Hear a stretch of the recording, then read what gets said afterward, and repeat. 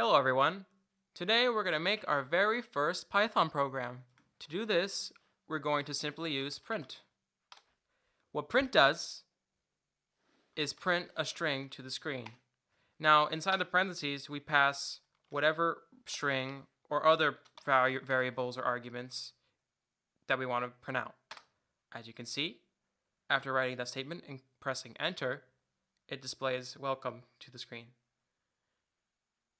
Now, in older versions of Python, in version 2.7 of Python, the syntax is a little different.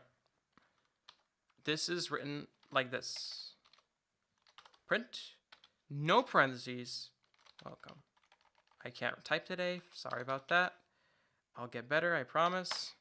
So as you can see, we wrote with the old syntax, but it didn't work in the new version, as it says missing parentheses in call to print.